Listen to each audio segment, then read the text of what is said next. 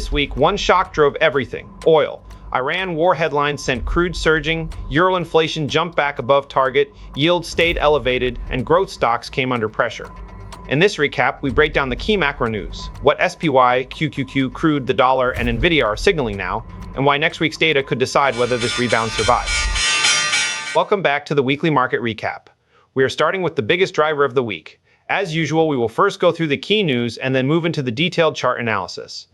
This week, markets were pushed around less by normal data and more by the changing odds of a wider Iran war. On March 30th, oil was already above $100 as traders priced supply risk. On April 1st, hopes that the conflict could end within 2 to 3 weeks briefly sent stocks higher and crude lower. Then, April 2nd flipped the mood again when a U.S. presidential address signaled that strikes on Iran would continue extremely hard in the coming weeks. By April 2nd, Brent had jumped roughly 8% to about $109 a barrel, while U.S. crude surged about 11% to around $111.50. That was the macro twist. Yields rose with oil instead of falling on safety demand, because traders suddenly worried more about inflation than recession. The U.S. 10-year yield was near 4.35%, and the S&P 500, Dow, and Nasdaq all came under pressure. The reason was simple: higher fuel costs threatened household spending, company margins, airlines, transport, and central bank rate cut hopes all at once. And the Strait of Hormuz stayed the key choke point hanging over the entire trade. So the real story was not just that oil spiked. It was that every war headline changed the odds of sticky inflation and slower growth at the same time. That left markets swinging fast between relief and fear. And next, that oil shock starts feeding directly into euro area inflation. After the oil shock came the inflation proof. On March 31st, the euro area flash inflation reading for March jumped to 2.5% from 1.9% in February. That pushed headline inflation back above the European Central Bank target and marked the strongest reading since January 2025. A year earlier, the rate had been 2.3%, so this was not just a bounce from a soft month. It told investors that the energy surge was already moving from commodity prices into real consumer inflation. In other words, this stopped being only an oil story and became a Europe-wide policy problem. The biggest change was energy. Energy inflation swung to positive 4.9% year-over-year in March from negative 3.1% in February. Meanwhile, services eased to 3.2% from 3.4%. Food, alcohol, and tobacco slowed to 2.4% from 2.5%. And non-energy industrial goods cooled to 0.5% from 0.7%. That mix mattered because it showed the rebound was not broad overheating. It was a supply shock hitting the headline fast, which made the inflation jump feel more dangerous for policymakers. That is why markets quickly repriced the ECB path. The deposit rate had been left at 2.0% less than a month earlier, but this print made traders question how fast the central bank could ease if energy stayed high. Bond yields firmed, the euro found support, and European stocks had to absorb a tougher mix of higher costs and weaker growth. Up next, the focus shifts from Europe to U.S. factories and price pressure. The next big macro signal came from the U.S. factory sector. On April 1st, the ISM manufacturing PMI rose to 52.7 from 52.4 in February, slightly above expectations and the strongest reading since August 2022. That meant a third straight month of expansion and pushed back on the idea that industry was rolling over. But the market did not read it as simple good news. The report said growth was still alive, yet inflation pressure inside the factory pipeline was heating up again. The real surprise was under the hood. The prices index jumped to 78.3 from 70.5, production rose to 55.1 from 53.5, and supplier deliveries climbed to 58.9 from 58.1. At the same time, new orders slowed, inventories fell, backlog orders eased, and employment stayed below 50. That is why investors saw a more stagflationary mix.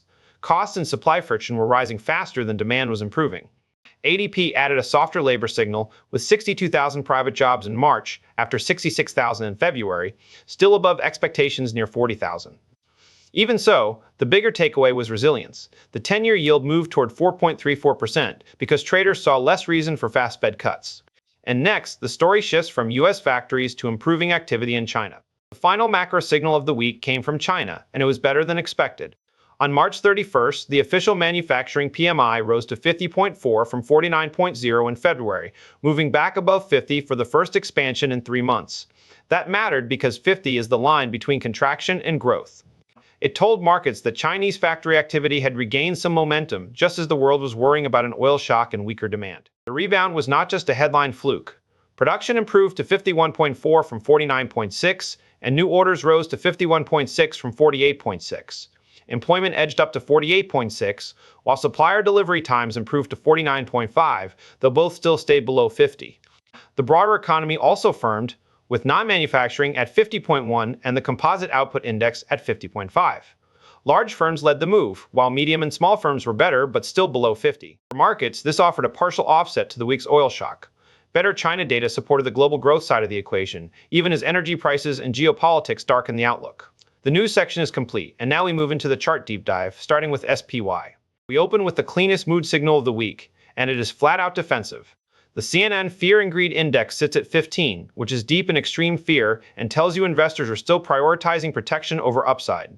That reading is basically unchanged from 1 week ago, when the gauge was 14, so the market is not showing a real sentiment recovery yet. It is a modest improvement versus 1 month ago at 34, but the regime is still fear, not confidence. If the oil shock and war headlines keep feeding inflation and growth worries at the same time, this kind of sentiment backdrop can keep broad risk appetite under pressure. The timeline makes the bigger point clear. This is not a random wobble in sentiment. The index has dropped back into the same extreme fear zone that marked other stress windows in the past few years, and the latest reading of 15 keeps that red risk-off regime active right now. Last year at this time, the gauge was 22, also extreme fear, so this week fits a historically defensive pattern rather than a clean reset higher. If the market keeps treating higher oil as a warflation problem instead of a short-lived scare, sentiment can stay pinned in this lower band even if we get brief relief rallies. After the extreme fear setup, SPY gives us the real price verdict.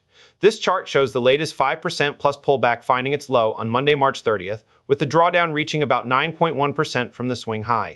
That tells you the broad market took a real hit, not just a routine wobble, but it also says the tape is now in an early recovery phase, rather than still making fresh panic lows. If traders keep reading the oil shock as a threat to both growth and inflation, that recovery can stay fragile. Still, this is the first sign that sellers are no longer in full control every single session. The stabilization story shows up even more clearly here. SPY opens below the rising trend channel, then reclaims it by the close and finishes right on the lower boundary, which is a much better look than a clean breakdown. RSI is 46 and rising, while the MACD histogram is turning up, so momentum is trying to repair. If the market keeps holding near the lower band around 605.64, a rotation toward the middle of the channel becomes more plausible. But if macro pressure flares up again, this area can fail quickly. Zooming out, the bigger message is that the long trend is still alive but clearly under stress. The 50 days average remains above the 200 days, so the golden cross is still in place, yet price has slipped about 1.0% below the 200 days average, and that makes the bullish structure fragile. In plain language, SPY is stabilizing tactically, but it has not repaired the deeper damage yet. That is why the next chapter matters so much, because if leadership in QQQ cannot firm up, this broad market bounce has a harder time turning into something durable. QQQ is where the pressure on growth really shows up. This chart marks the latest 5% plus pullback finding its low on Monday, March 30th, with the drawdown reaching about 11.8% from the swing high. That is a much deeper hit than what we saw in SPY, which tells you tech leadership is taking more of the stress. The chart also says QQQ is now in an early recovery phase, so the bounce is real, but it is still early and not yet a clean trend repair. If higher yields and inflation fears keep leaning on long-duration growth, this rebound can stay vulnerable. The tactical setup is where things get tricky. QQQ is pressing right into resistance near 584.98, and the latest candle respects that line, so rejection risk stays elevated unless price can close decisively above it. Momentum is improving with RSI at 46.7 and rising, but price is still below the 20 days, below the 50 days, and below the 200 days averages. If the market keeps treating this week's oil move as an inflation problem, that macro backdrop can make this resistance zone harder for tech to clear. Zooming out, the bigger warning is that the long-term bullish structure is still alive but clearly weakening. 50 days average remains above the 200 days and has been for 196 days, so the golden cross is still in place. Yet QQQ has slipped about 1.7% below the 200 days average. That leaves the long-term signal in a fragile state and raises the odds of a fuller trend reversal if leadership fails to recover. And that sets up the next chapter perfectly, because the clearest outside force pressing this whole growth trade is crude oil. This is the macro pressure point that keeps showing up across the whole week. Crude posts a trading range that is 88% above its 10 days average. Historical volatility rises to 100.0%, and ATR is at a 59 months high. In plain language, oil is not just rising, it is moving violently, and that is exactly the kind of move that resets inflation expectations and rattles risk assets. If the market keeps linking war headlines to supply risk, this kind of volatility can keep feeding the broader risk-off tone we just saw in QQQ. Now look at where price sits inside that shock. CL equals F is pressing right into resistance near 112.06, essentially at the line, while the last close is up 11.93% versus the prior bar and RSI is 71.4 and rising. Price is also above the 20 days, 50 days, and 200 days averages in a bullish stack, so buyers clearly still control the trend. At the same time, because resistance has just been respected, rejection risk is real unless crude can close cleanly above this zone. If that breakout does stick, the inflation signal to the rest of the market gets even harder to ignore. Zooming out, the bigger message is that this is no longer a brief spike inside a weak trend. The 50 days average has been above the 200 days for 20 days. Both moving averages are rising, and price is trading about 69.8% above the 200 days average. That confirms a very strong bullish trend, but it also tells you the market is becoming increasingly extended and more vulnerable to sharp swings. And that is the perfect bridge into the 10-year yield, because when oil trends this hard, bond markets usually start repricing the inflation risk right behind it. After the oil shock chapter, the 10-year yield is where that inflation pressure starts hitting valuation math directly. This chart shows the 50 days average moving above the 200 days and holding there for 5 days, so the medium-term trend has clearly improved. But the signal is not clean, because the 200 days average is still trending lower, which means this still looks like a recovery inside a larger unresolved downtrend. In plain language, rates are high enough to pressure equities and rate cut hopes, but the longer-term bond trend is not fully settled yet. If crude keeps feeding inflation concerns, this recovery in yields can stay a real headwind for risk assets. Now the short-term picture gets more nuanced. MACD has crossed below its signal line and the histogram is slightly negative at minus 0.002, so near-term momentum has just turned bearish.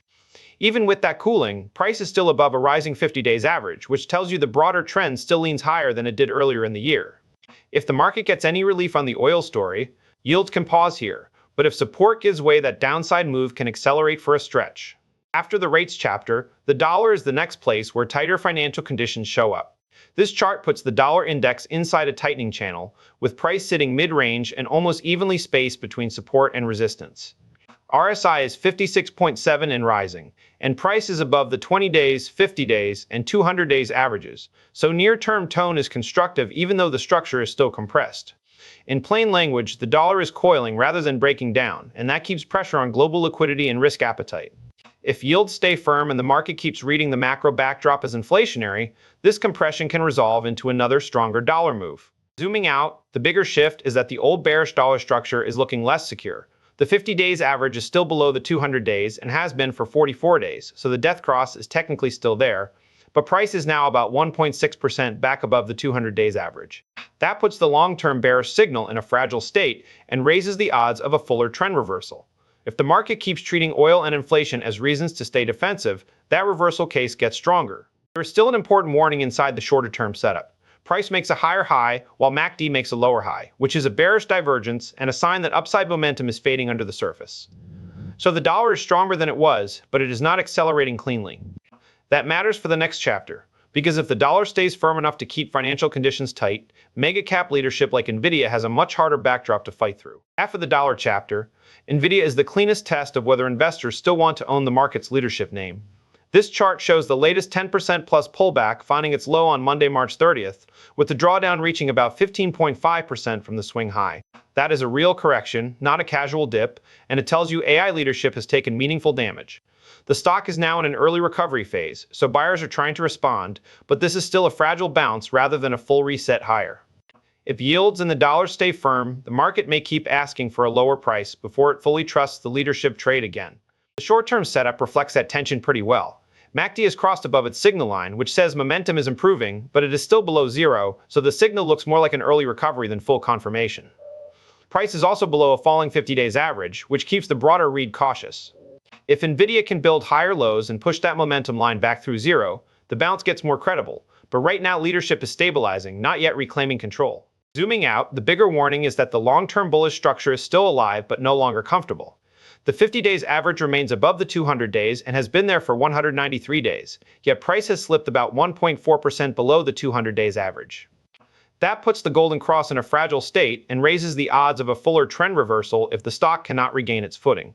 And that is the perfect setup for the economic calendar, because the next macro events can decide whether this recovery attempt gets confirmed or hit with another round of pressure. We close with the event map because after everything we just covered, The next macro prints can easily decide whether this bounce extends or fails. Friday starts with high-impact jobs data, including non-farm payrolls plus average hourly earnings month over month and year over year, so the market gets an immediate read on labor strength and wage pressure. Then Monday brings ISM services, Wednesday brings the FOMC minutes, Thursday brings core PCE, and Friday finishes with CPI and Michigan consumer sentiment. In other words, the market moves straight from oil and rate stress into a full slate of growth and inflation tests. If those releases keep reinforcing sticky inflation and resilient activity, yields and the dollar can stay firm and keep pressure on equities. If the data cools instead, markets may finally get room for a broader relief move. The big takeaway from March 30th through April 3rd is that one macro shock still drives the whole tape. Oil stays hot, financial conditions stay tight, sentiment remains defensive, and leadership only stabilizes rather than fully recovers. If inflation pressure keeps winning the narrative, yields in the dollar can keep leaning on equities and especially on growth. But if the next data starts to cool that pressure, markets have room for a broader rebound from here. Thanks for watching. That was your weekly market recap for March 30th through April 3rd. Stay sharp, manage the risk, and I will see you in the next one.